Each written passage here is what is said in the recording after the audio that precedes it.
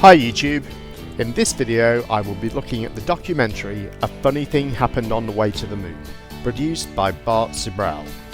I did actually tackle this in an earlier video, but this was right at the start of my YouTube career, and I think I can do a better job now. I also made the mistake of addressing only the main so-called smoking gun evidence from the documentary. This resulted in many comments from hoax believers who simply denied this as being important and chose some other claim from the film as their personal smoking gun. So this time around I intend to address every single claim that is made in the film. Many of the popular arguments made by Apollo hoaxers come straight from this movie, so I hope this video will act as a useful resource for debunking hoaxer claims in general, rather than just a debunk of the movie itself. Finally, before we go any further, I want to make an important point to any flat earthers who are here. The main claim in A Funny Thing Happened on the Way to the Moon is that the Apollo missions were faked using terrestrial sound stages and footage shot from manned spaceflights in low Earth orbit. Almost without exception, flat earthers do not believe that manned spaceflights in low Earth orbit are in any way possible. So if this is your view, you must reject this movie as being fundamentally flawed in what it says is its most important premise.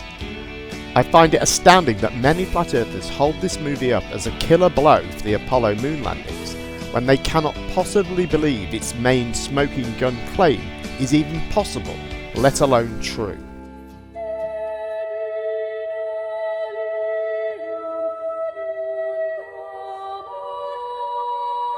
Since the beginning of recorded history, the human race has been at war. First with members of their own family, then their fellow countrymen, and finally nations at large. The film starts by proposing that human beings have an inherent warlike nature. It goes on to tell the stories first of the Tower of Babel, and then of the maiden voyage of the Titanic. These two examples are used to imply that when human beings allow their dreams to get too big, they are inclined to end in failure. The final part of this introduction section introduces the Cold War space race, highlighting the early successes of the Soviet Union and suggesting that because the Hubble Space Telescope had issues with its mirror when it was launched in 1990, this somehow indicates that the Apollo moon landings could not have been successful. The introduction concludes with this. With close scrutiny of the motives of the zealous Nixon administration, a critical examination of the entirely government-controlled press coverage, and newly discovered footage of the crew of Apollo 11 staging part of their mission, we wish to detail what may come to be the greatest government conspiracy of all time. A funny thing happened on the way to the moon. The introduction is followed by yet more scene setting. First we get 2 minutes of missile tests and failed launches, the implication being that the early US space program was just a series of disasters. This is followed by some quotes about the challenges faced by the space program from head of the Apollo program Wernher von Braun, head of the US Army Ballistic Missile Command Major General John Madaris, and Presidents John F. Kennedy and Lyndon B. Johnson. Finally, we're treated to a full 2.5 minutes of the launch of Apollo 11, coupled with some weirdly creepy music, and juxtaposed with footage of famine, war, and social unrest. Part 1. The Van Allen Radiation Belts. Now we get to one of the main claims made in the movie, a point which Sibrel repeatedly returns to throughout, that the Van Allen radiation belts cannot be crossed by human beings. Here are some excerpts of the arguments presented to establish this point. Unbeknownst to the citizenry, high above the Earth lay lethal bands of radiation called the Van Allen radiation belts.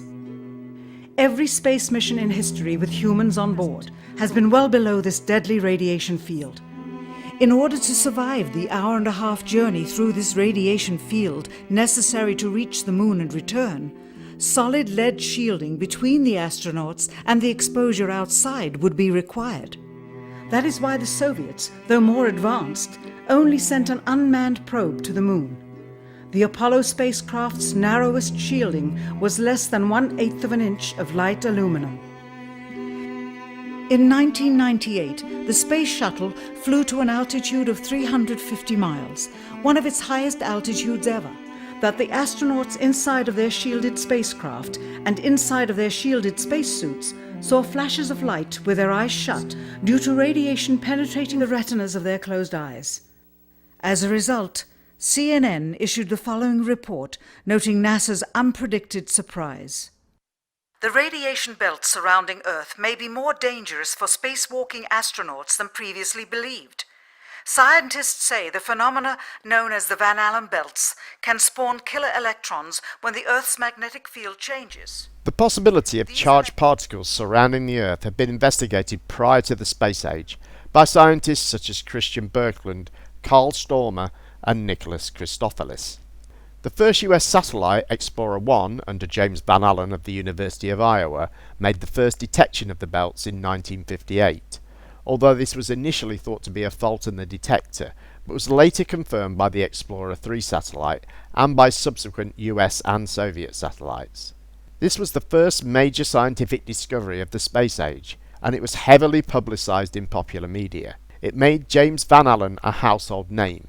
Newspapers even wrote articles about his wife and home life, so the claim that the public were unaware of the radiation belts is obviously untrue. The Gemini 4 mission was flown through the South Atlantic anomaly, a part of the radiation belts which drops close to the Earth, specifically for the purposes of testing the spacecraft's radiation shielding capabilities. Gemini 10 also carried 3 radiation experiments and flew over 400 miles from Earth to make its radiation measurements. Although the Soviets did not send humans through the radiation belts, they did send and recover a collection of live animals on their Zond 5 mission. This was the first spacecraft to orbit the Moon, and it carried a biological payload of 2 Russian tortoises, wineflies, mealworms, plants, seeds, bacteria, and other living matter. The first Earth life forms to travel around the Moon and return safely. All of the spacecraft since Apollo have maintained low Earth orbits, so by definition only they avoid the radiation belts. Solid lead shielding is used for protection against X-rays and gamma rays. These are produced by nuclear reactions, atomic bombs, and to a much lesser degree nuclear reactors. This is not the type of radiation that forms the Van Allen radiation belts, which are made up of high-energy charged particles from the Sun, alpha particles, beta particles, and protons that become trapped by the Earth's magnetic field, creating inner and outer donut-shaped belts around the Earth. This protects humans on Earth from any detrimental effects, but creates a potential hazard for space travellers. Alpha particles are very large and so don't penetrate very deeply into many things. In fact, alpha particles will not even penetrate the outer layer of our skin, and so present no special hazard to humans. A sheet of reasonably thick paper will block all alpha particles. Protons penetrate further. They can be shielded by light metals, or plastics in thicknesses of about 1 centimetre, such as the aluminium skin of the Apollo craft and its epoxy resin heat shield. Beta particles are very small, and can penetrate centimetres into the body, but luckily they're too small to cause much damage if they hit anything. But there's a special problem here. When beta particles hit large atoms, the impact causes those atoms to give off X-rays. Metal atoms are usually quite heavy, and so are especially susceptible to this kind of re-radiation, which is known by its German name, Bremsstrahlung. In fact, this is how X-rays are produced intentionally for medical applications. So solid lead shielding would be one of the worst possible materials to use, as it would generate a lot of dangerous X-rays. The best materials to shield against beta particles have lots of hydrogen atoms in them. Hydrogen atoms are light and so absorb the particles without giving off X-rays. Plain old water works very well, but water is impractical for shielding in space, so high-density polyethylene, which contains lots of hydrogen atoms, is frequently used instead. This also effectively blocks protons. The hull of the Apollo command module contained a layer of fibrous insulation material that would have offered similar protection, along with its inner aluminium hull. Radiation exposure is cumulative, meaning that the longer you're exposed to it, the worse the effect it has. So the NASA mission planners chose a route that avoided the inner radiation belt entirely and avoided the most dangerous part of the outer belt. This diagram shows the trajectory of an Apollo craft around the most dangerous parts of the radiation belts. The red dots here represent 10-minute intervals, so we can see that the exposure times were very limited. We also know the radiation dose of each astronaut because they wore dosimeters and regularly reported the readings to mission control, and these readings are recorded in the Apollo Flight Journal. This claim seems to be based on Sibrel's belief that radiation shielding needs to be bulky. The heat shield was 5 centimeters thick at the deepest parts, but such measurements are largely irrelevant. The command module shielding was just part of the radiation exposure reduction strategy. CNN reported only that the Van Allen belts were slightly larger in places and slightly denser than previously understood. This is not a new reality, merely a refinement of existing figures. We are still studying the Van Allen belts and must occasionally revise our numerical models. We can see just from this first section that Sibrel has mischaracterized the Van Allen radiation belts as an impassable barrier, so deadly they had to be kept secret from the public. The evidence shows that this is simply not the case, and is an idea that relies on a fundamental misunderstanding of the physics involved. In the next part we will see how this mischaracterization technique continues, with an assessment of the early space program, and is used to present hoax as the only option available to NASA. Part 2. The early US space program. In this section, Sibrel attempts to characterize the early US space program and sets up the hoax. First, I'll identify the claims made in the movie, and then address them one by one. When the Soviet Union launched mankind's first satellite, Sputnik, in 1957, there was grave concern that they had mastered space ahead of the United States and might use this advantage to launch a first nuclear strike from an orbit high above North America. Concern turned to fear and then horror as America watched their communist enemy achieve all these firsts with no hope in sight of ever catching up. If it was impossible to better the Soviets in the space race, which was really a race of technological armaments, what could be done? How could America offset the threat of superior weaponry? Throughout the history of rivalry and war, astute generals of lesser armies than their counterparts have used deceit and misinformation as a method to achieve victory. In keeping a secret of the magnitude of the Apollo missions being fraudulently created, one turns to the Manhattan Project for comparison. Surreptitiously building the first nuclear bomb during the early to mid-1940s involved 129,500 people over a 3-year period. Yet the secret did not get out. The USA kicked off the space race on July 29, 1955, when they announced plans for an Earth-orbiting satellite to be launched for the International Geophysical Year in 1958. The Soviets responded 4 days later when they announced plans for a similar satellite to be launched in the near future. Although it's true that the Soviets took an early lead following Sputnik in October 1957 with an impressive list of firsts, their failures were not made public like those of the United States, such as the very public failure of the Project Vanguard launch. Despite this, there is no reason to believe that the USA had no way to catch up with Soviet space development. The USA had the expertise in the form of more than 1,600 German scientists, engineers and technicians who were recruited from Germany at the end of World War II and had a proven track record in rocket engineering, along with skilled scientists and engineers from the USA and other countries. Existing research and engineering from the Army Ballistic Missile Agency and the United States Naval Research Laboratory, and the organisational advantage of tying all these resources into a single civilian agency with the formation of NASA in 1958. They also had the vast resources and budget of a superpower nation and the political desire to correct the space technology gap. Sibrel offers no reasoning at all for this no-hope claim, or for a subsequent claim that it would be impossible for the USA to catch the Soviets. How could this possibly be true of a nation so well resourced for the task? Ultimately, the Soviet lead was fairly short-lived. This chart shows how the USA, represented here by the blue line, soon surpassed Soviet space experience in 1965 as the Gemini program progressed. The threat of superior weaponry clearly is offset by developing similar superior weaponry and not by achieving a lunar landing, even though there are some obvious crossovers in the technologies. The Soviets have never achieved even a manned lunar orbit, and yet have maintained an effective intercontinental ballistic missile deterrent to the present day. Some politicians at the time, such as Senator Barry Goldwater and Senator William Proxmire, argued that the civilian space program was pushing the more important military one aside. When President Kennedy met with Soviet Premier Khrushchev in 1961, he suggested a joint landing with the Soviets, and repeated this offer in a speech at the United Nations in September 1963. If a lunar landing was the only way to get ahead of the Soviets, why would Kennedy twice ask them to share the mission? The Manhattan Project would be a good candidate for the worst kept secret in history.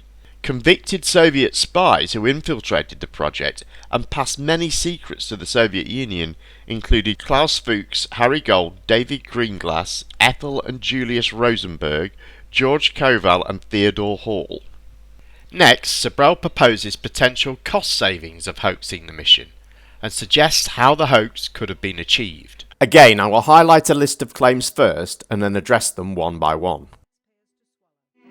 The cost of the program, whose sole goal was to be the first to plant a flag on the lifeless rock just outside the Earth, if adjusted for inflation to the 21st century, was $135 billion.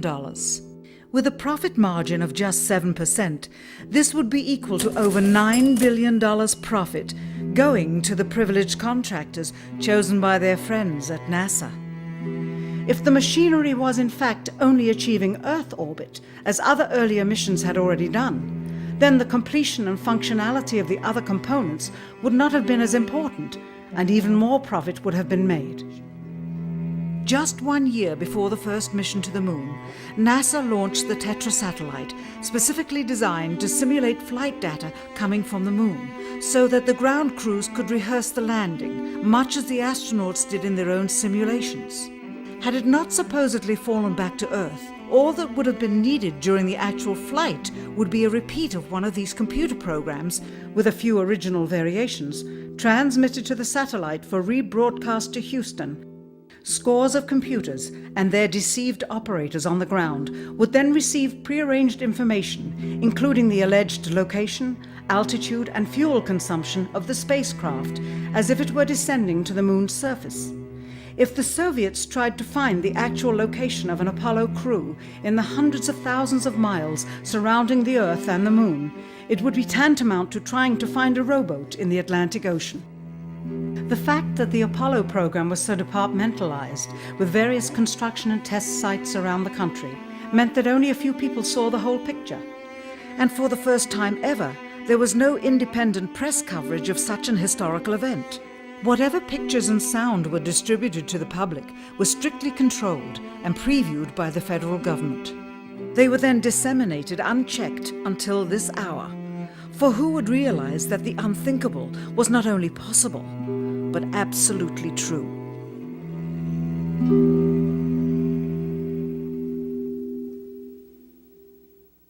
It would take a long time to really examine the mathematics here, but we can see some obvious blunders.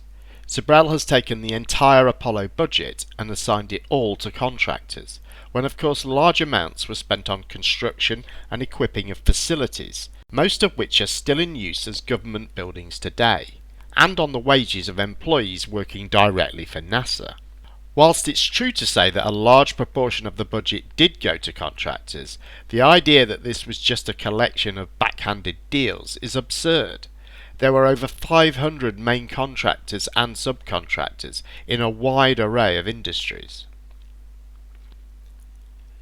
For money to be saved, the contractors who build the spacecraft and their engineers, along with hundreds of NASA engineers and quality assurance personnel, would have to know not to build a spacecraft capable of going to the Moon, but instead to build a cheap stage prop or build nothing at all. This means bringing many hundreds of people in on the hoax. Even junior engineers working on such a project would be aware that what they were producing was not fit for purpose. The alternative to this is to not tell the contractors about the hoax and have them and their engineers build a spacecraft capable of a lunar landing. But this negates any cost saving and negates the reason for a hoax.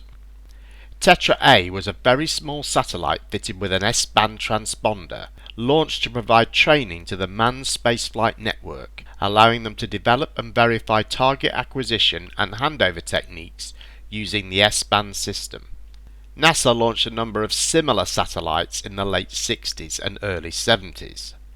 The manned spaceflight network was a series of receiving stations around the world, on land, ships and aircraft, which received signals from space and relayed them via radio transmission and landlines to the Mission Control Center. So it is true to say that NASA mission controllers were just receiving data via landlines and would have no idea of its origin. Consequently, a satellite was not required to train them and would not be required to fool them either. The manned spaceflight network is a very different matter. The operators here absolutely can't be fooled by a satellite. Their antennas must be precisely aimed. As seen from Earth, an Apollo spacecraft on a translunar trajectory would always be in roughly the same direction as the Moon. But Tetra A was orbiting the Earth once every 92 minutes, so from a point on Earth it would appear to streak quickly across the sky. The manned spaceflight network operators took great pride in being able to use the Doppler shift of the radio signals to determine the flight path of the Apollo spacecraft. When compared later with flight records, they even observed motion of the spacecraft due to such subtle effects as waste dumps and sublimator operation.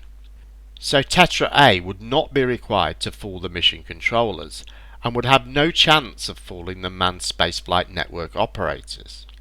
The Apollo spacecraft were tracked optically from Earth all the way to the Moon and back by hundreds of amateur and professional astronomers. There are hundreds of recorded observations of the missions from all around the world, including live TV broadcasts of the spacecraft in flight. A few amateurs were able to receive radio transmissions from the spacecraft in flight and even from the astronauts on the surface of the Moon. This Russian website gives an account from E. Molotov, a Soviet technician who was tasked with testing Soviet communications for their planned lunar program using transmissions from the Apollo craft. Using a 30-meter dish in the Crimea, his team were able to receive voice telemetry and TV transmissions from the spacecraft. This is another mischaracterization. NASA published highly detailed descriptions of the engineering and detailed mission plans. The independent press scrutinized and reported on all of this, along with construction and testing of the engineering and training of the astronauts. The missions themselves were covered by hundreds of reporters at Mission Control, who could hear astronaut transmissions from the spacecraft broadcast live over loudspeakers, along with regular NASA public affairs updates on the progress and status of the astronauts and spacecraft. This is not strict government control by anybody's standard. We are now about halfway through the film, and so far Sibrel has provided us with his fundamental misunderstanding of physics, along with totally unfounded and illogical reasoning to support his hoax idea. In part 3, he offers supposed evidence of this hoax, with an analysis of Apollo photography. Part 3. Fake Photos. Now we get to the part of the film where Sibrel offers evidence of this supposed unavoidable fakery, starting with the photographs taken on the Apollo missions. First though, he makes these photography-related arguments. I'll identify the claims made first, and then address each in turn. And what of the photographs? What do they tell us? On 3 separate occasions, our office asked NASA's Public Relations Department for every single picture of an astronaut on the surface of the Moon, just during the maiden voyage of Apollo 11. Many duplicates were sent.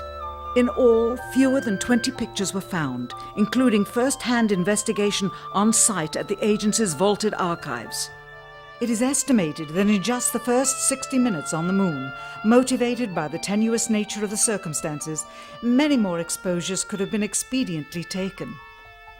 Also surprising is the scarcity of photographs of the mission's chief pioneer, Neil Armstrong. There is only one full-body picture of him on the Moon, besides this ghostly reflection. This one, taken by an automatic camera mounted on the side of the lunar module. Perhaps he feared liability should the whole conundrum later become unraveled. In fact, in the more than 30 years since the event, aside from NASA's initial press conference and the occasional brief anniversary remarks where few questions were permitted, he has never given one on-camera interview to anyone, ever. During their time on the lunar surface, known as the Extravehicular Activity, or EVA for short, the Apollo 11 astronauts used 3 cameras in addition to the TV camera. Mounted on a bracket in the window of the lunar module was the data acquisition camera. This was a 16mm film camera which Aldrin used to film Armstrong's first steps and first sample collection. He then set this camera to run automatically at 1 frame per second before joining Armstrong on the lunar surface. The lunar surface close-up camera was used to take 35mm stereoscopic pairs of images of 3-inch square areas of the lunar surface. The 70mm Hasselblad EL data camera was used by both astronauts to take photographs during the EVA. There are 23 photographs which include astronauts. The claim that there are fewer than 20 is incorrect. Sibrel doesn't explain why he thinks this is significant or why he thinks there should be more. The EVA lasted 2 hours and 13 minutes from the moment Armstrong stepped on the Moon until the moment he stepped off. Aldrin was on the Moon for 1 hour 47 minutes, so this was all the time available for one astronaut to take a photograph of the other on the lunar surface. During the EVA, the astronauts took 123 photos with the 70mm Hasselblad and 17 stereo pairs with the lunar surface close-up camera, 140 photographs in total. We can see from the Apollo 11 lunar surface operations plan that each astronaut had a set series of tasks that they had to perform. Aldrin had to deploy 3 science experiments, and Armstrong had to photograph him doing it. This was to provide data on the locations of the experiments and on the ability of astronauts to work on the Moon. This is also the reason that the photos are of Aldrin and not of Armstrong. There are specific instructions in the plan for Armstrong to photograph Aldrin, but none for Aldrin to photograph Armstrong. The astronauts also shot 5 360-degree pans to provide location data for the landing site and sample collection sites. In this one, Aldrin captured Armstrong, working at the side of the lunar module, the only photograph from this camera of Armstrong on the Moon, and a photograph which Sibrel neglected to mention. So we can see all of the photography had a very definite purpose: to maximise the value of the data gathered and to help enable future missions, not to snapshot astronauts. Sibrel mentions a single picture of Armstrong from the data acquisition camera. There are actually over 1,400 pictures from this camera that feature Armstrong, hundreds of which show his full body. Again, I am not sure why this is supposed to be important, or how Sibrel could possibly think that this camera only recorded a single image.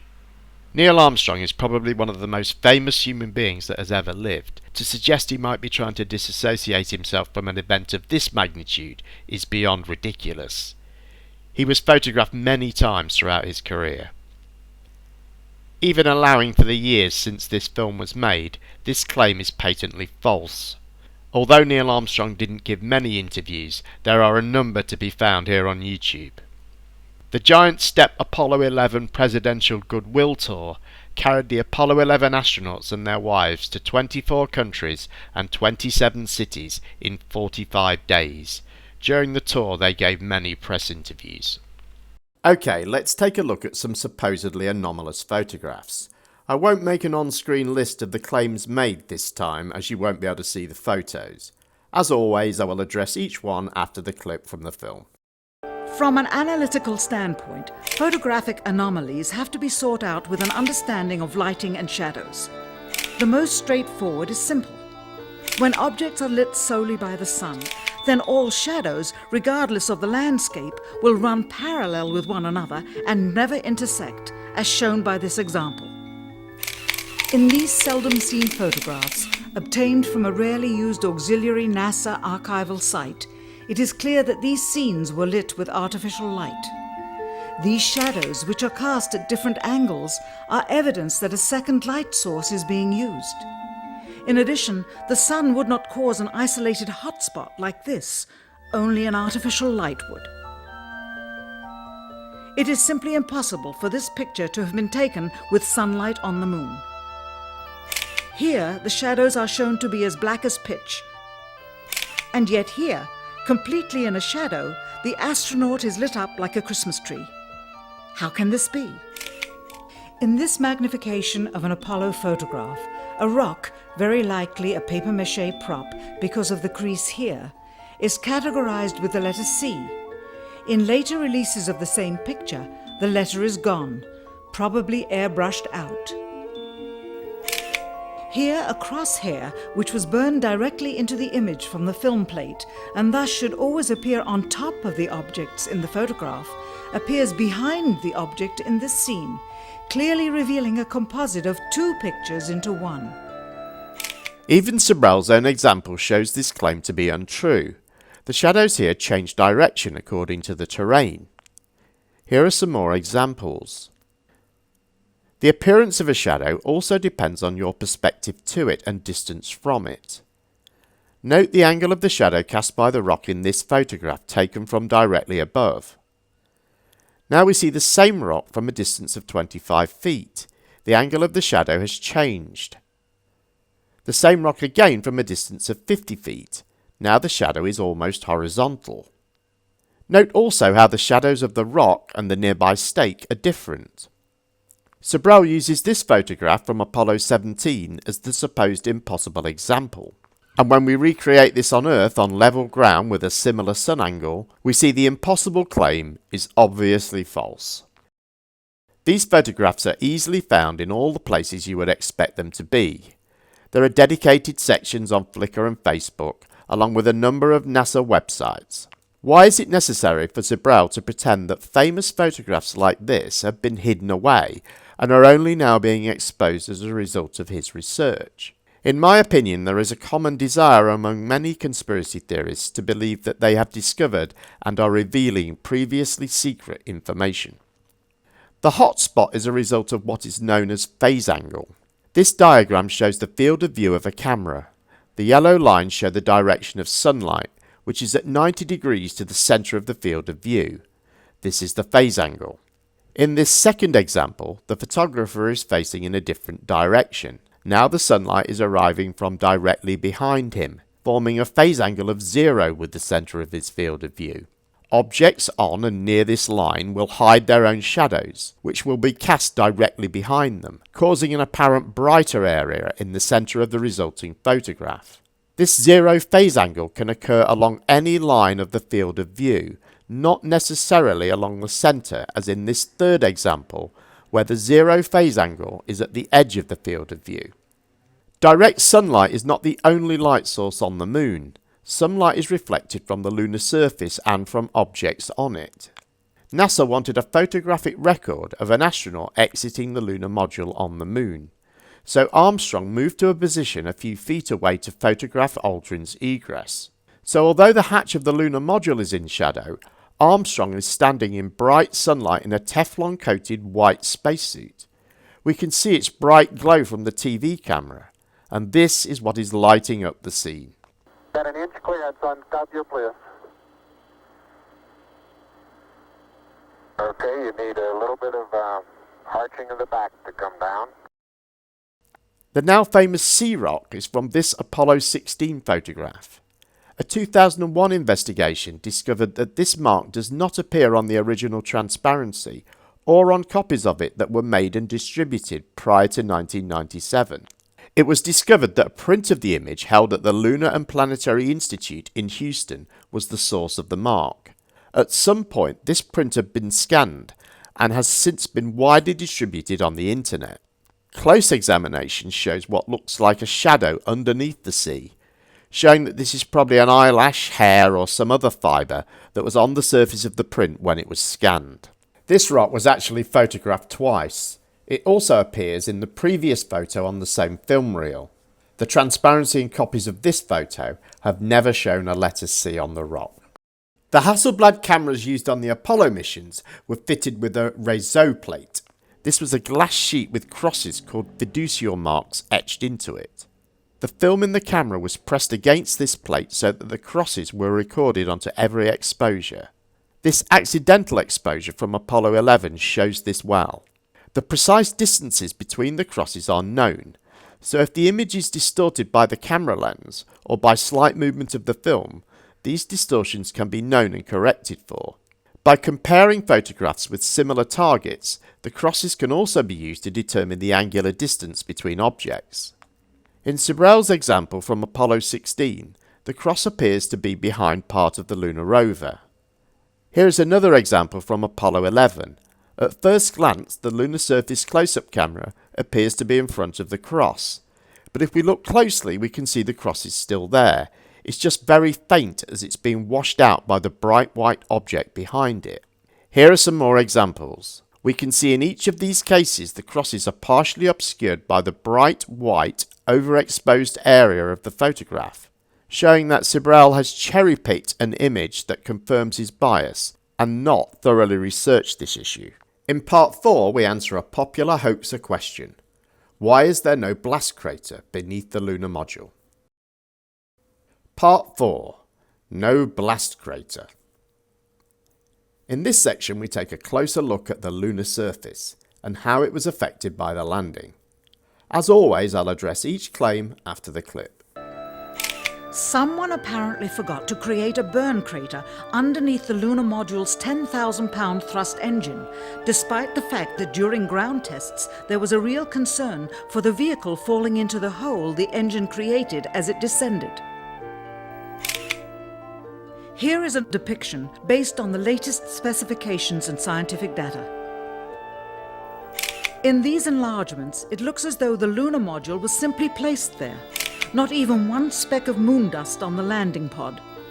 As a result, all subsequent flights had to have the same discrepancy, which was explained away by the effect of no atmosphere. This blast crater claim is a hoaxer favourite, and here as usual it is offered without any quantifiable justification. The lunar module descent engine, known as the Descent Propulsion System, or DPS, could produce £10,000 per foot of thrust. This was throttleable down to about £1,000. Managing the descent and hovering over the lunar surface wasn't this engine's only task. The DPS also had to perform orbital manoeuvres at the start of the descent when the lunar module was fully laden with fuel, and it had to be able to put the lunar module back into lunar orbit in an abort situation. We know that just prior to landing, the DPS was producing 2,600 pounds of thrust. To put this into context, we can compare with the thrust output of some other engines. A Harrier jump jet, for instance, produces more than 8 times the thrust of the DPS at landing, and we do not expect to or see it leaving burn marks or craters. It will, however, blow up some dust, as did the lunar module.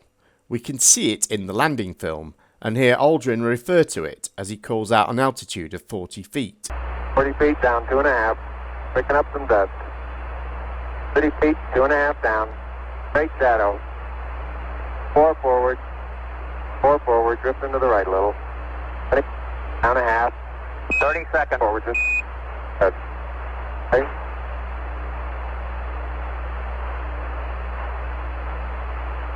Contact light. Okay, engine stop. ACA at a descent. Mode control both auto. Descent engine command override off. Engine arm off. Port 13 is in. We copy you down, Eagle. Listen, Tranquility Base here. The Eagle has landed. Closer inspection of the photos taken of Eagle's engine bell show further evidence of the engine's thrust, with obvious radial scoring on the ground beneath. This claim is a distortion of the truth. In 1955, astrophysicist and NASA consultant Thomas Gold hypothesized that the moon was covered by a layer of fine rock dust several feet thick, stemming from, quote, the ceaseless bombardment of its surface by solar system debris, unquote. This led to the dust being jokingly referred to as gold dust, and this hypothesis was ridiculed by some other scientists. Gold initially suggested that spacecraft and astronauts would sink into the dust, but upon later analysis of impact craters and electrostatic fields, he determined that the astronauts' boots would sink only 3 centimeters into the moon's surface, a prediction which ultimately turned out to be true. Debate and fears over this remained until NASA completed 5 successful robotic landings of the unmanned Surveyor spacecraft. I can't be certain of the source of this image, which Sibrel tells us is based on the latest specifications and scientific data, but I do know it is included in this children's book from 1963. If you find any of Sibrel's arguments compelling, you should be asking yourself why fibs like this are necessary. As we have seen, dust was blasted away by the lunar module descent engine, but there is no atmosphere on the moon, so no way for this dust to billow in clouds and then settle. It would simply be blasted away following a ballistic trajectory. Neil Armstrong described this in a 2001 interview. He said, "I was absolutely dumbfounded when I shut the rocket engine off and the particles that were going out radially from the bottom of the engine fell all the way out over the horizon. And when I shut the engine off, they just raced out over the horizon and instantaneously disappeared. You know, just like it had been shut off for a week. That was remarkable. I'd never seen that. I'd never seen anything like that. And logic says, yes, that's the way it ought to be there. But I hadn't thought about it, and I was surprised."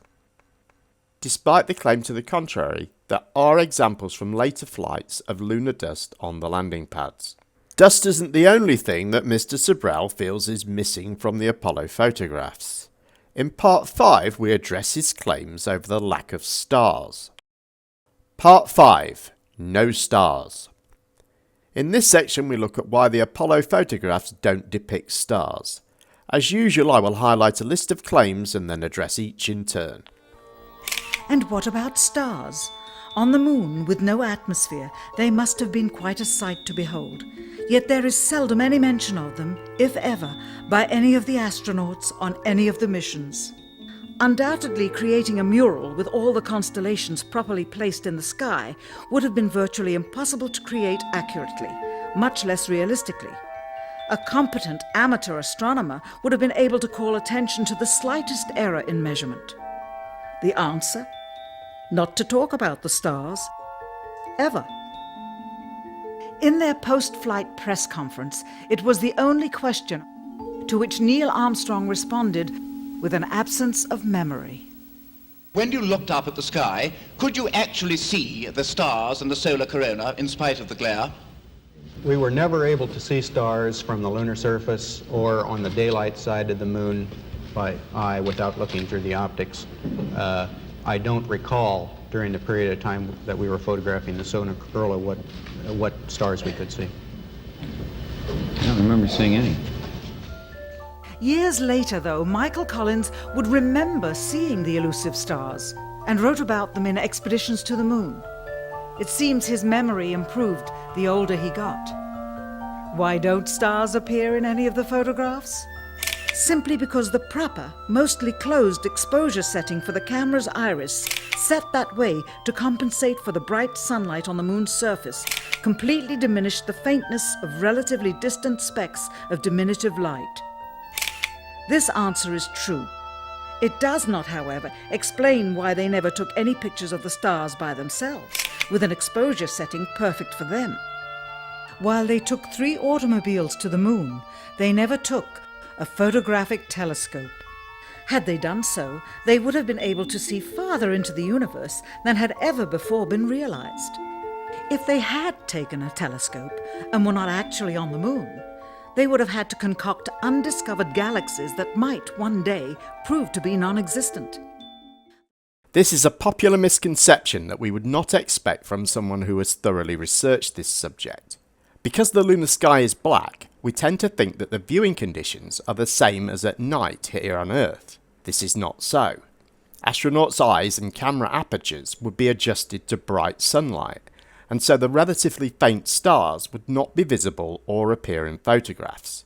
As we heard Neil Armstrong say in the post-flight press conference, stars are not visible from the daylight side of the moon without using the optics, which had an eyepiece which blocked out other light.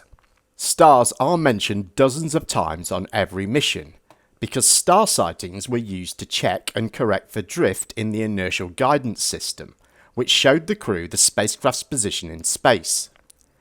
The command and lunar modules had a sextant and telescope, which were used to target 2 or 3 stars from the guidance computer's catalogue and mark their positions. From this, the computer could calculate the spacecraft's actual position in space. This procedure was performed 3 times on each leg of the journey, with astronauts naming stars every time, sometimes by their regular name and sometimes using their computer number code. Well, star number 30 looks like it's right dab smack in the middle of the sextant. Houston, roger out. 0350. Vega and Deneb, 071 291 341. In one of the live TV broadcasts made on the journey, Buzz Aldrin describes his star chart, used to aid the recognition of stars. Pointing up in this direction, we see out our side windows the sun going by, and of course out one of our windows right now we've got the Earth. Now right behind my window, of course we have the sun, because the sun is illuminating the star chart that we see. This line represents the ecliptic plane, and these lines, vertical lines, represent our reference system that the spacecraft is using at this time. As we approach the moon will gradually grow larger and larger in size, and eventually it will be in eclipse. It will be eclipsing the sun as we go behind it, as we approach the lunar orbit insertion maneuver. When the sun is eclipsed, as Buzz is describing, the stars become visible. Neil Armstrong described this on day 4 of the mission here. Houston, that's been a real change for us. Now we're able to see stars again and recognize constellations for the first time on the trip. The sky is full of stars, just like the night side of Earth. But all the way here, we've only been able to see stars occasionally and perhaps through the binocular, but not recognize any star patterns. I guess it's turned into night up there, really, hasn't it?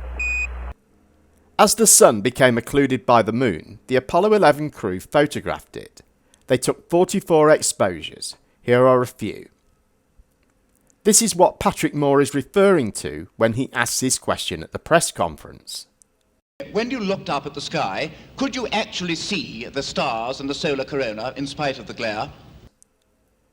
Patrick Moore is not asking if they could see stars. He is asking if they saw stars in the solar corona, a question specifically about the time when the sun was eclipsed. Neil Armstrong said he didn't recall what stars were seen. Michael Collins said he didn't see any.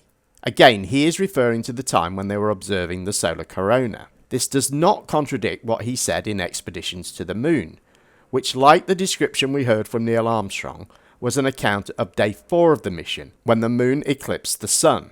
He said, "To add to the dramatic effect, we can see stars again. We are in the shadow of the moon now, and the elusive stars have reappeared." In astronomical terms, there is little difference between the positions of stars when viewed from the moon and the Earth. As we have just seen, stars were used for navigation, so their exact positions at every point in the journey had to be known. We have had accurate planetaria for decades and accurate star maps for centuries. There is no reason at all that accurate stars couldn't have been added to an image if deception was the goal. This is incorrect. Apollo 16 carried the far ultraviolet camera spectroscope, specifically for this purpose. It was set up to take pictures in the ultraviolet part of the spectrum. Here are some of the images it recorded. In part 6 we look at a number of claims including the cost of the lunar rovers, astronauts' faces in photos, and the hoaxer classic, flags blowing in the wind. Part 6, Blowing Flags. Next we look at the classic claim that flags planted on the moon can be seen blowing in the wind, and later the claim that there are no photographs showing astronauts' faces taken on the moon. First though, Mr. Cabral has a problem with the cost of developing the lunar rover. The cost of the 3 moon rovers in 21st century currency? Nearly $60 million each, though they had fewer parts than a Jeep. Where was all this money going? Then there's the flag, blowing in the wind, at least twice, on the atmosphereless moon. We can only guess that most of the missions were staged inside for fear of possible aerial or satellite reconnaissance from an unfriendly nation. The backpacks, designed for 1/6 gravity, must have had the cooling systems removed to allow for movement without falling over. With very near and hot studio lighting, that left one hot astronaut inside. Assuming that it was the astronauts inside after all, their faces were always covered. The necessary mammoth amounts of air conditioning were probably responsible for the air current. Here the editor cuts to a still shot of the flag, just as the effect becomes noticeable. Here it is unchecked. This rare clip, attained decades ago, was never re-released with the inevitable increase in experience and scrutiny. Firstly, 4 lunar rovers were built and 7 test rovers, not 3. Although the development cost sounds expensive, it's actually very cheap when compared with the development costs of other vehicles. For instance, Volkswagen estimate the development cost of their latest Golf generation at $1.2 billion, while BMW spent $800 million developing their 7 Series. So to develop and test a vehicle with the unique requirements of the lunar rover at this price really can't be seen as anything other than a good deal for NASA. The first clip shown is from the colour TV camera on the lunar rover of Apollo 17, and we are told that the editor cuts to a still shot of the flag just as the effect becomes noticeable. We have to assume that the editor that Cabral is referring to is himself, because the clip is easily available without this still flag image inserted. We also hear both astronauts talk about the flag waving effect. Maybe it'll, that's what looks like it's waving in the breeze. Yes, sir. How about right there? Well, it does wave when you do that. We got a beautiful picture, you guys, up down there. Let me tell you, Bob, this flag is a beautiful picture. The second clip, which we are told is rare and was obtained decades ago, again is easy to find and is from the 16mm data acquisition camera of Apollo 14. And because the camera was set to expose 1 frame per second, it is running at the wrong speed. Here it is with the speed corrected. The Apollo lunar flag assembly consisted of a telescoping tubular flagpole that was shoved or hammered into the lunar soil. At the top of this pole was a hinged horizontal support that locked into place and kept the flag in a flying position. We can see this assembly has some spring to it, so when the flag is deployed it flaps back and forth as if it is waving.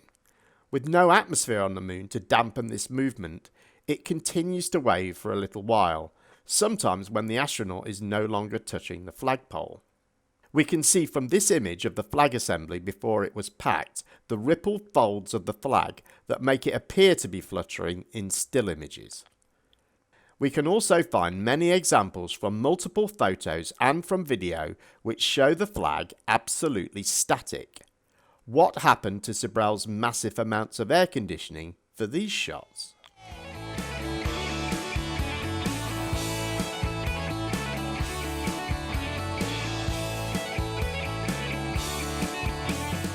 Usually the astronauts work with the gold-plated helmet visor down, but there are occasions, for instance when they have been working in shadow, when they raise the visor and were caught on film. Here are some examples. In part 7 we look at the TV that was broadcast from the moon and investigate the claim that slow motion was used to create the effect of lunar gravity.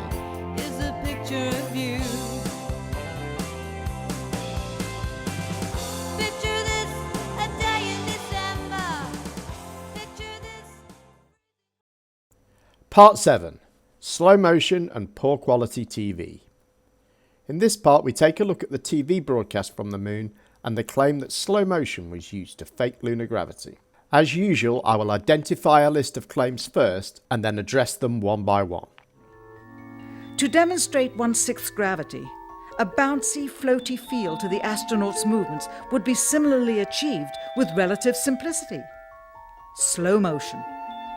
You are viewing the scenes as they aired more than 30 years ago. Now let's look at them with the speed doubled. It becomes discernible that they are, in fact, in Earth's gravity, and are no more leaving the ground than they would on Earth.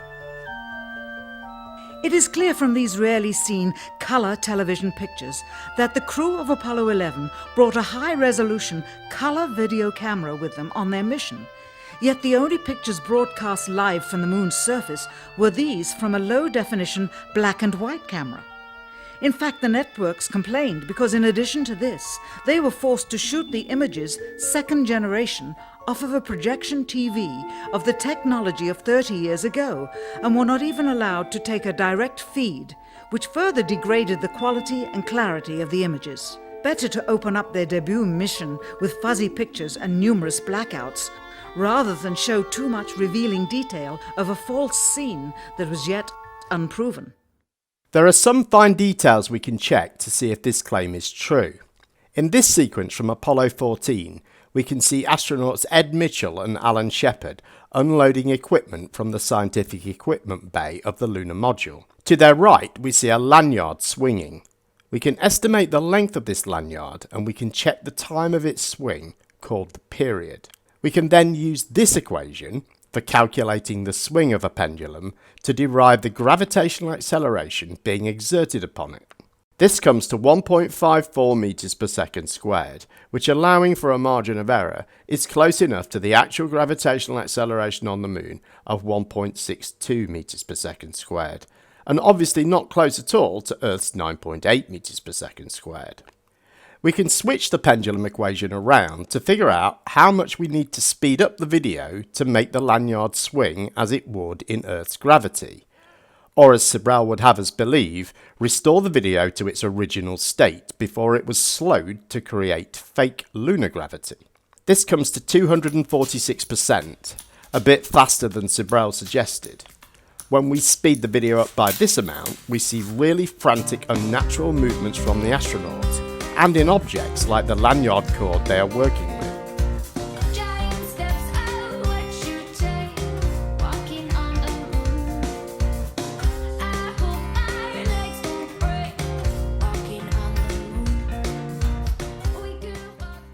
Here is another example of a gravitational acceleration calculation, this time using a falling bag, and it gives the same result. We can take the known height of the astronaut's backpack and use it as a guide to measurement. And we get a similar result to the first clip. So when we speed up the footage by the same amount, here earlier in the same clip, we get the same unnatural movements from the astronaut.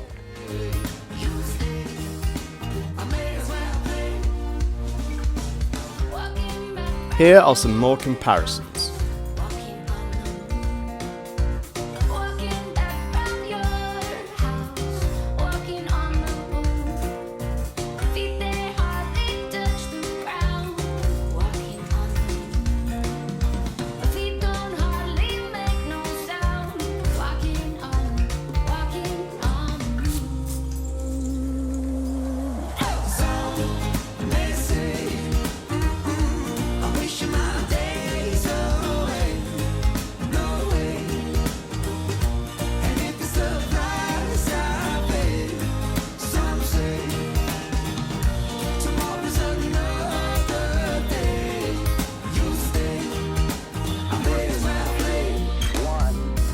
The astronauts were not trying to propel themselves as high as possible. They were trying to achieve controlled motion in a low-gravity environment. They obviously adjusted their walk and how much pressure they exerted with each step to this environment, so we would not expect them to be leaping around as Sibrel seems to. Once again, Sibrel feels the need to imply that he is revealing secrets that no one else has seen or noticed. Obviously, television broadcasts from Apollo 11 have been seen by millions of people and are easy to find from a number of internet sources. Although this is true of Apollo 11, there were good reasons for this. A standard US television signal sends 30 frames per second. Each frame is composed of 525 horizontal lines of information. The TV signal describes the colour and intensity of different points along each horizontal line. So it takes a lot of radio bandwidth, data carrying capacity, to transmit a high quality television signal. The size of the transmitting and receiving antenna has a lot to do with how complex a signal you can transmit over distance. The lunar module's built-in antenna was only 1 meter in diameter and could not send as strong and as clear a signal as the freestanding S-band antenna used on Apollos 12 and 14. Apollo 11 mission planners didn't want the crew to spend 30 minutes of their 2-hour moonwalk setting up this antenna. Besides, the world wanted to see Armstrong take his first steps on television, which wouldn't be possible if they had to wait for the large antenna to be set up. The original timing of Apollo 11's moonwalk put the big radio telescopes at Goldstone and Honeysuckle Creek on the wrong side of the Earth to receive the signal, meaning the smaller antennas of the manned spaceflight network, which were not capable of picking up a weak complex signal, would have to be used.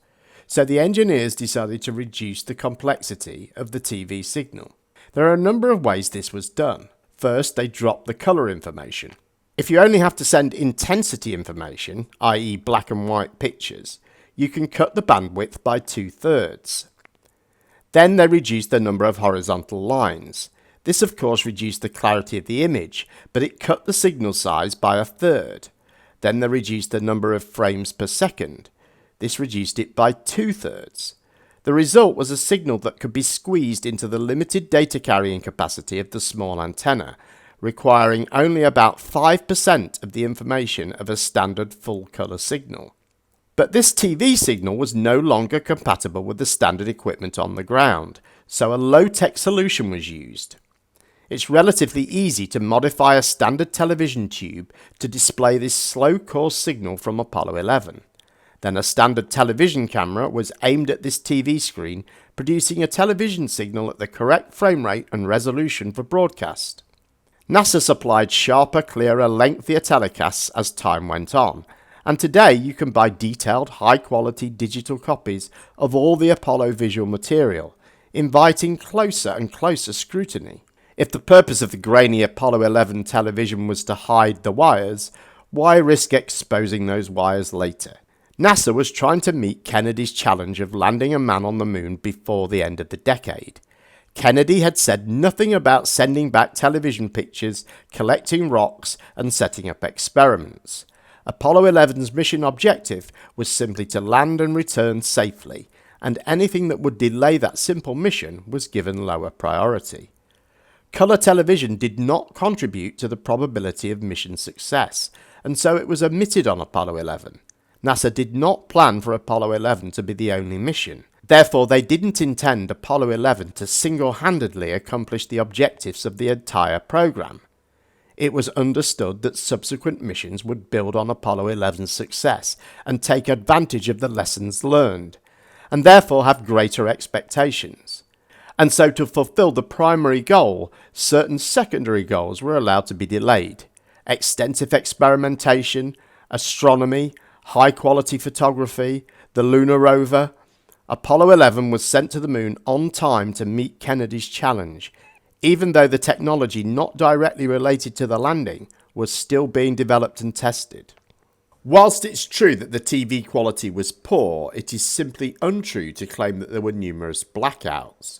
There was a single 6-second break in the 2.5-hour Apollo 11 moonwalk TV transmission.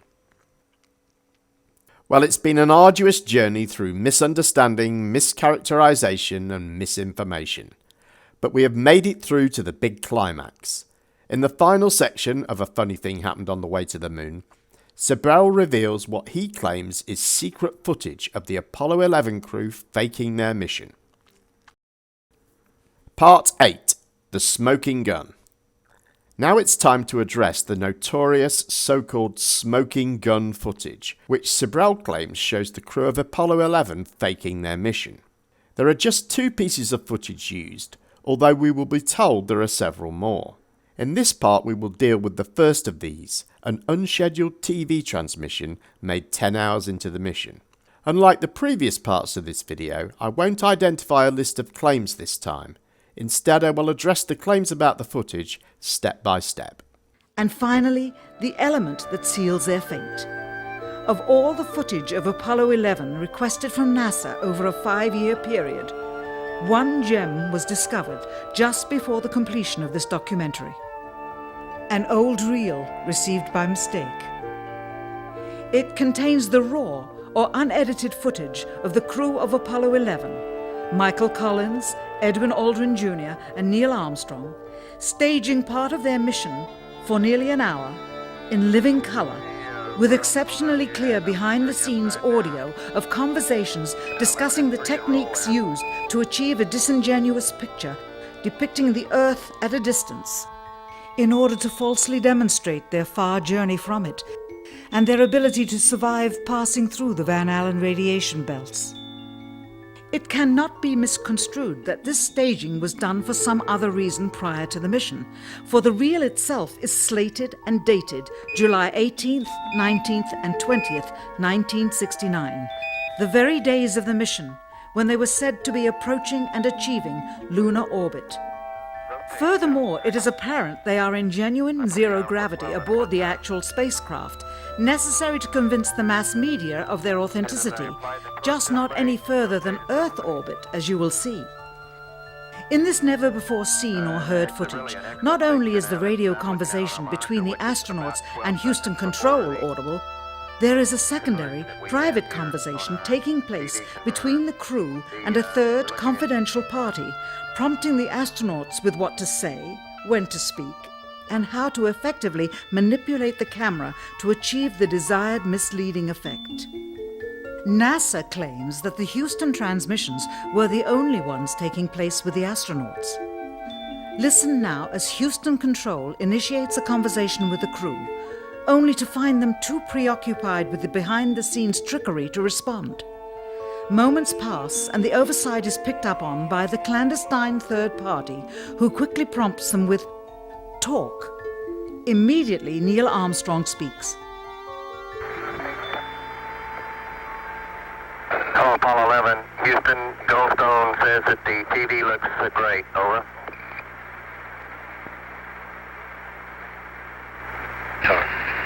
Okay, Roger. We're mapping in on Earth. The first clip comes from an unscheduled TV transmission known as GET 1032. GET stands for Ground Elapsed Time, in this case 10 hours and 32 minutes after launch. At this time the spacecraft was about 50,000 miles from Earth. The crew had just finished a course correction procedure and were planning on putting the spacecraft into passive thermal control mode, or PTC, a slow rotation to keep temperatures balanced around the craft. The crew shot these photos of Earth while the PTC data was being uploaded to the flight computer from Mission Control. When this was completed, they were given the go-ahead to start the PTC, but Armstrong suggested a delay. I have removed a few gaps between the communications here in the interests of brevity. Hello, Apollo 11. Houston, your rates look really great now. You can start your PTC. Okay, thanks, Troy. Houston, you're 11. Roger, go ahead, 11, over. Roger, if you'd like to delay PTC entrance for 10 minutes or so, we can shoot you some PB of a 7/8 Earth. We'll leave that up to you. Roger, stand by. Hello, Apollo 11. Houston, we'll have an answer for you on the TV in about 1 minute, over. Houston, we're ready at Goldstone for the TV. It'll be recorded at Goldstone and then replayed back over here. Niels, anytime you want to turn it on, we're ready, over. Okay, it'll take us about 5 minutes to get rigged. Roger. So it was decided to broadcast footage of the Earth before starting the PTC, when the rotating spacecraft would make this difficult. Flight controller Charlie Duke then advises the crew the broadcast will be recorded and played back later. So the crew and the watching press now know that there is to be a TV transmission and that the entire thing will be recorded and played back later. So the idea that the crew or anyone else believed any part of this transmission was behind the scenes is obvious nonsense. Likewise, the claim that this footage is never before seen or heard is also untrue. 6 minutes later, Armstrong is ready to start the transmission. Okay, Houston, we are sending a picture of Earth down right now, so you can let us know if they're receiving in Goldstone. Roger, 11. Goldstone is receiving the TV. Stand by and we'll let you know on the quality, over. Then the TV transmission begins, and we hear what we are told is a clandestine third party giving stage directions. Hello, Apollo 11. Houston, Goldstone says that the TV looks great, over.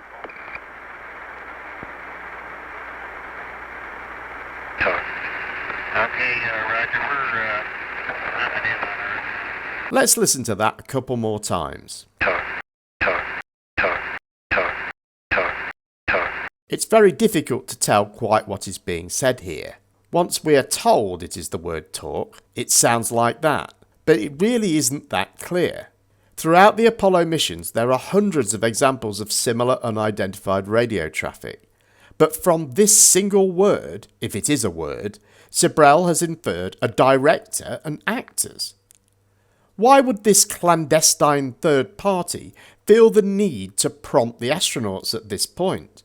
There are pauses in communications between ground and crew all the time, sometimes minutes long. And yet we are supposed to believe that the moment this secret director knew that a recording was being made that would be played back and broadcast, he was so incensed by a few seconds of dead air that he decided to speak on a channel that was broadcast to press and public and risk exposing the entire hoax. And why would such a person even have this functionality available to them? We are also told that this failure to respond occurs because the crew are preoccupied with setting up the hoax and have forgotten that they are broadcasting. And yet this is only 80 seconds after Armstrong announced that he had started transmitting. Okay, back to the film. Again, the illusion they are attempting to create is the Earth at a distance to demonstrate their far journey from it and their ability to survive passing through the Van Allen radiation belts. Understand, too, that only about 20 seconds of this raw footage was ever broadcast to the public, and these conversations discussing their deception were believed to be private. Until now. Here they discuss that these television transmissions were in fact not broadcast live as everyone believed. They were first screened and edited for playback later. Roger, Neil. We just wanted a narrative such that we can, when we get to playback, we can sort of correlate what we were seeing. Thank you very much. There is no evidence for this 20-second claim. There were hundreds of people working at Goldstone where the transmission was received. All of the voice transmission went out live to the press in mission control. There would never be any reason for any astronaut to believe anything they were broadcasting, voice or video, was private in any way. Similarly, no one believed that the transmissions were live. We heard Charlie Duke tell the crew and the press and public the opposite. Houston, we're ready at Goldstone for the TV. It'll be recorded at Goldstone and then replayed back over here. Niels, anytime you want to turn it on, we're ready, over. Mr. Sibrel is creating a story here of secret conversations and deception over live and recorded TV that simply did not exist. Let's hear this exchange about the TV transmission from a little earlier in the recording. Hello, Apollo 11. Houston, we'd like you to keep the TV on for about 10 minutes or so we can get some good comparison on the camera. You can do anything you're... So Mission Controller Charlie Duke is asking the crew to test drive the TV camera and provide narration, so when they watch back later they know what they are seeing. The voice communications are poor at this time, so he repeats this request a few times. Apollo 11 Houston, we'll try once more on this TV request. We'd like 10 minutes worth of TV, and we'd like a narrative if you could give us one on the exterior shots. We also suggest you might try an interior position. Over.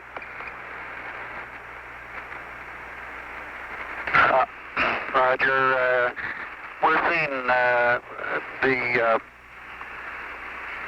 center of the Earth viewed from the spacecraft in the eastern Pacific Ocean.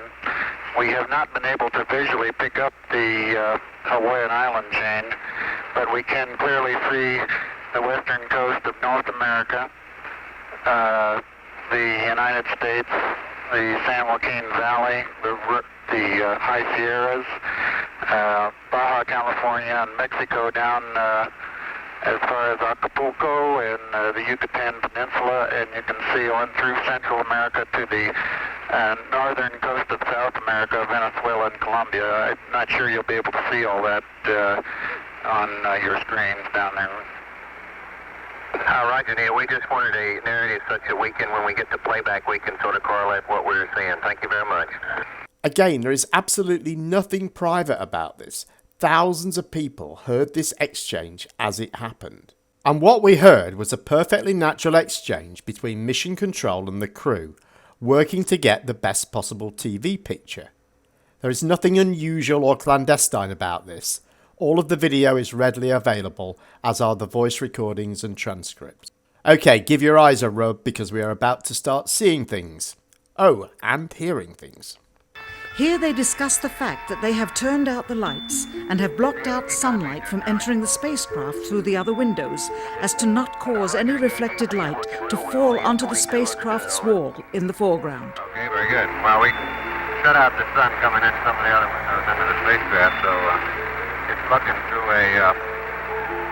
the number one window, and there isn't any reflected light. Before we go any further with this part, let's get some context for what Aldrin just said. Here is the conversation from the original recording. Okay, my comments were from Goldstone that they see no white spots as we saw in 10. Looks like the AGC's working real well. The F-22 looks good. Over. Okay, very good. Well, we shut out the sun coming in some of the other windows into the spacecraft, so it's looking through the number one window, and there isn't any reflected light right now, so it ought to be a pretty good picture. Roger. Mission Controller Charlie Duke is talking about some white spots that appeared on the TV picture from Apollo 10. Aldrin responds by reassuring him that they have blocked out as much light as they can to prevent reflections off the windows. Something we have all done when trying to view a dark outside from a light inside, or vice versa. Aldrin doesn't mention the walls at all, even though Sibrel includes this in the transcript as if he did. Okay, so why does Sibrel say they need to stop light reflections from the walls? The reason this was done is so that the truth of the matter would not be revealed. It is this. Though the federal government would have you believe that this is a view of Earth from a distance out of the spacecraft's window as it nears the moon, it is not. What they have ingeniously done is placed the camera at the back of the spacecraft and centered the lens on a circular window in the foreground, outside of which it is completely filled with the Earth in low orbit. The circumference of the window then appears to be the diameter of the Earth at a distance, with the darkened walls of the spacecraft appearing to be the blackness of space around it. That is why they wanted the interior dark and blocked out the sun from entering through the other windows. There are a number of significant problems with this idea. Firstly, this is what the Earth looks like from a spacecraft in low Earth orbit. If we add in a spacecraft and window, and black out the interior lights, this is what we get. The Earth apparently rolling by the window like a conveyor belt. Nothing like what we see in the TV transmission. So we know this assertion cannot possibly be true. Secondly, Aldrin has just told us he is shooting through the number 1 window, which is trapezoidal in shape and not circular. The main hatch window was circular, but only on the inside. The outside of it was a rounded rectangle. This detail becomes important when we hear what is proposed next. Here you can see the extruded window, probably 2 inches thick at the bottom. This is because the Earth's shine is coming in at a downward angle. It also causes the Earth to appear to be an irregularly shaped circle, for you are seeing the outside of the window at the bottom and the inside of the window at the top, which together form 2 different sized halves of a circle. Subsequently, this take was never used.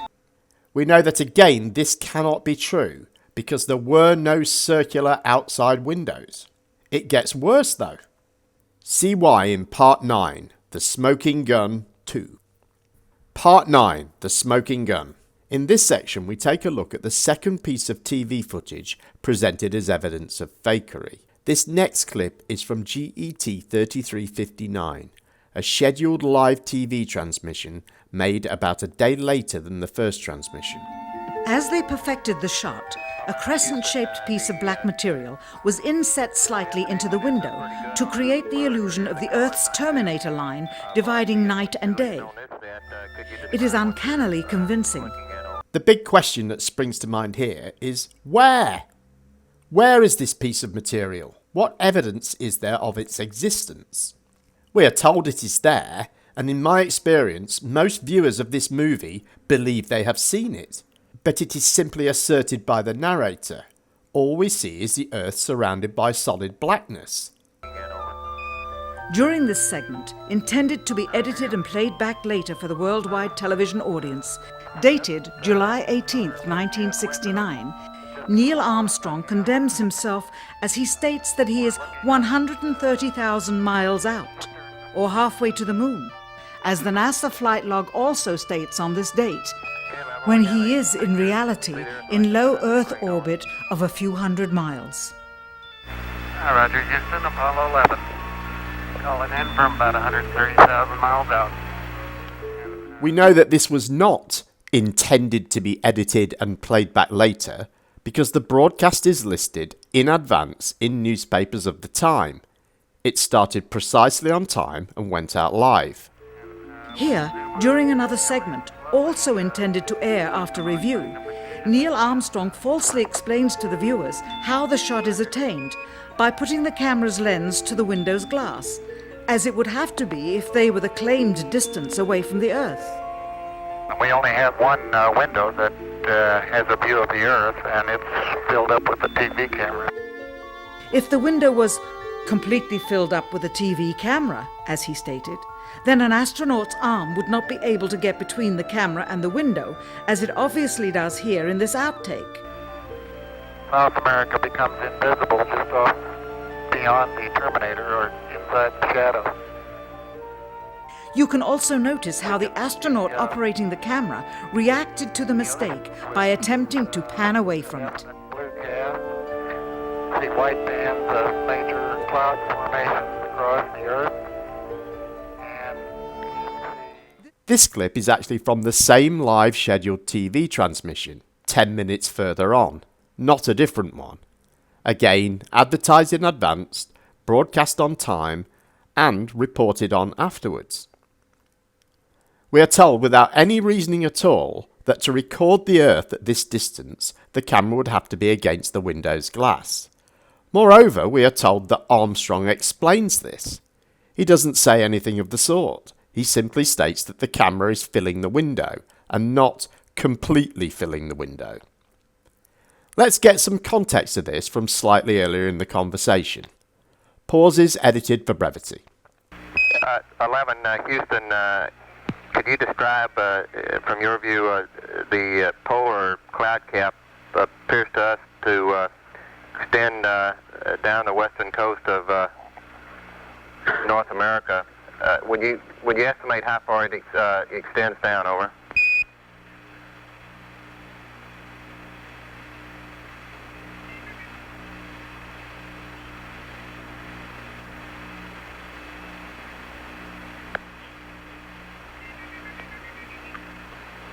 Trying to fit everybody into the window. It appears that the cloud cap comes down a little bit below the southern extremity of Alaska. Roger.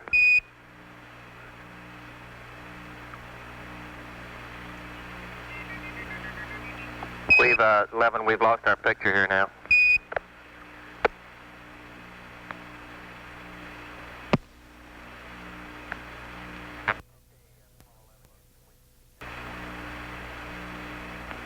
Okay, Apollo 11, Houston, we've got the picture back now.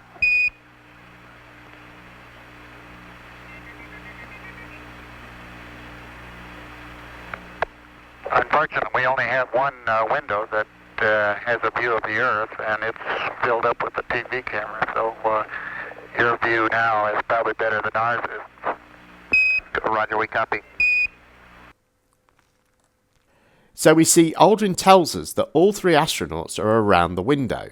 The camera we can see is handheld, between the astronauts and the window. And this isn't leaving a lot of room for Armstrong to get a good view of the Earth and describe it.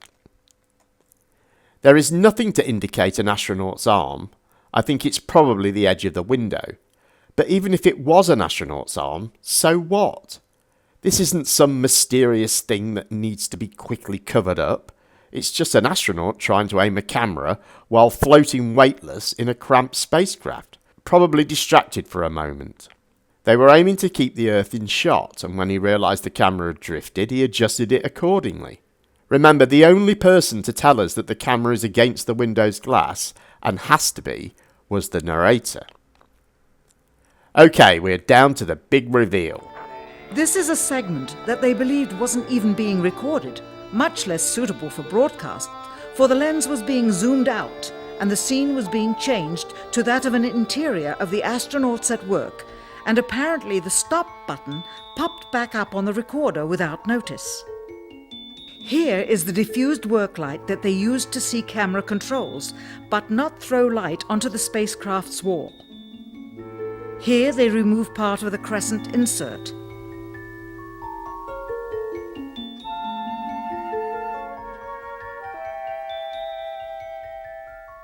Finally, the iris is opened up and you can see the real location of the camera and the very bright and near Earth out the window. Here is the slate for the 19th of July, and the same shot of trickery on the 19th of July, and then the 20th, and the same misleading shot on the 20th. Later that evening, they were said to be walking on the moon. How can this be when they were in Earth orbit only 9 hours earlier, and the moon is some 3 days' journey away? Furthermore, if they genuinely went to the moon, why would they be faking any part of it? Why this trickery with the window? By faking being halfway to the moon, it becomes apparent that they did so because they could not even go halfway. It thus confirms that the stumbling block to their success was the lethal radiation of the Van Allen radiation belts. Since the same equipment was used on the subsequent missions in the 40 months that followed, none of them could have gone to the moon. They only increased their proficiency at staging them. Well, since they keep saying it, I will too. This is from the same scheduled live TV transmission. The crew knew that they were live across the USA. They are pointing the camera at the Earth and providing a commentary. What would be the purpose of this if they didn't think that they were even being recorded? This supposed accidentally revealed scene change was detailed in the commentary. We will pick this up right where we left off the last time. Unfortunately, we only have one window that has a view of the Earth, and it's filled up with the TV camera, so your view now is probably better than ours is.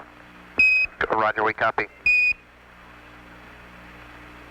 11, Houston, if you could comply, we'd like to see some smiling faces up there. If you could give us some interior views, I'm sure everybody'd like to see you. Over.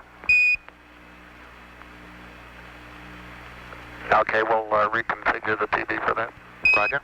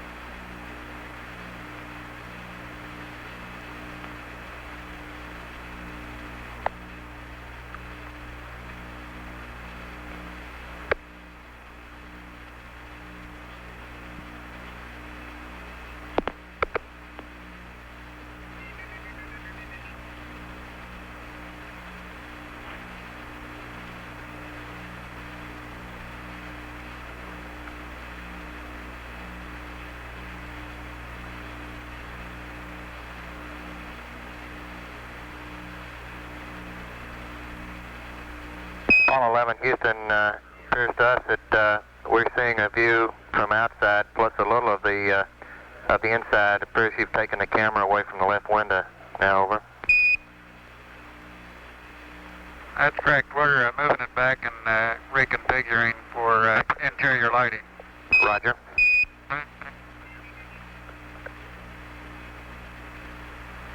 We can still see the Earth through the left window, and it appears that we can see a floodlight off to the left, either that or some sun shafting through the hatch window.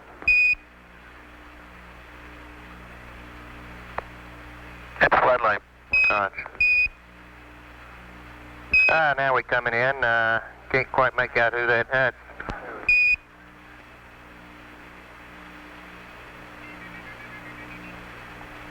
That's Big Mike Collins there. Well, you got a little bit of... Yeah, hello there, sports fans. You got a little bit of me, plus Neil's in the center couch, and Buzz is doing the camera work this time. Roger, it's a little dark now, 11. Maybe a bigger f-stop might help. Yeah, that's in work.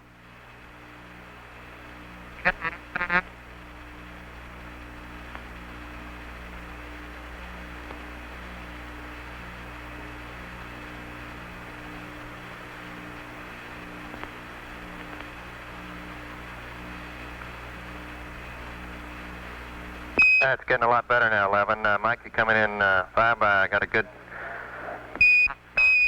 So Mission Controller Charlie Duke asked the crew to get some shots inside the spacecraft. Armstrong said they would reconfigure the TV for that. Eventually we saw a floodlight that was behind the camera gradually swim to a position in front of the camera. Charlie Duke noticed they had moved the camera back from the window, and Neil Armstrong confirmed this. And all of this went out live across the USA. The claim that this is the result of a stop button popping back up is a ridiculous fabrication. And this bright sunshine reflecting off the inner glass of the windows, we are told is supposed to be the Earth, which Aldrin continues to broadcast to the nation, even though apparently it is revealing the hoax. If we jump back 2 hours and 20 minutes, the crew shot some unscheduled TV footage that Mr. Cabral has neglected to show us. Let's take a look. Here we see our familiar shot of the Earth. Oops, what's this? An astronaut's arm, maybe? Nope, it's the frame of window 1 again. And as the camera zooms out, we see the Earth and window frame and the interior of the spacecraft.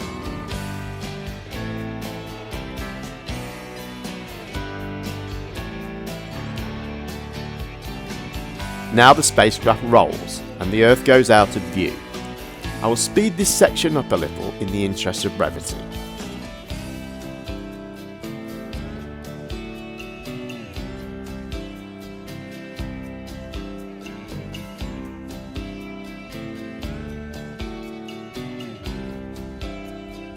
and soon we see the Earth reappear, this time through a rendezvous window, showing that all of Sibrel's assertions about low Earth orbit, spacecraft windows and inserted pieces of material are figments of his imagination. Okay, it's time to wrap this up. Conclusions in Part 10. Part 10. In conclusion. Okay, let's summarise what we have been shown in A Funny Thing Happened on the Way to the Moon. In Part 1, a total misunderstanding of radiation types is used to pitch the Van Allen radiation belts as an impenetrable barrier initially kept hidden from the public. In Part 2, illogical and unfounded arguments suggested the USA was incapable of competing with the Soviets in the space race, and that money could be saved with a hoax if only thousands of people could be convinced to keep quiet about it. We also heard a plan for part of the hoax using a satellite that wasn't needed and wasn't capable of fooling the people it needed to. Part 3 offered an analysis of Apollo photography, with entitled and unfounded demands for more photos of this and that, and demonstrably incorrect assertions about shadows and hotspots. In Part 4 we were treated to unqualified claims about missing blast craters, and in Part 5 it was the stars that were missing, with confused and deceptive assertions to support this idea. In Part 6 we saw flags blowing in the wind, and then we saw flags not blowing in the wind. Part 7 suggests slow motion was used to fake lunar gravity, with a single cherry-picked clip and no further investigation, along with several incorrect claims about TV coverage. Finally, in Parts 8 and 9 we saw the supposedly previously secret killer blow smoking gun evidence, which turned out to be nothing but a handful of tiny snippets of TV transmissions coupled with creepy music and more than a handful of outright lies. As I said at the start, this movie is held up as the killer blow for Apollo by many hoax believers. What it actually shows us is how easily those with a strong confirmation bias can be convinced by a very unsophisticated and dishonest piece of movie making. If you're a hoax believer, I'm not suggesting that this video should convince you to change your mind.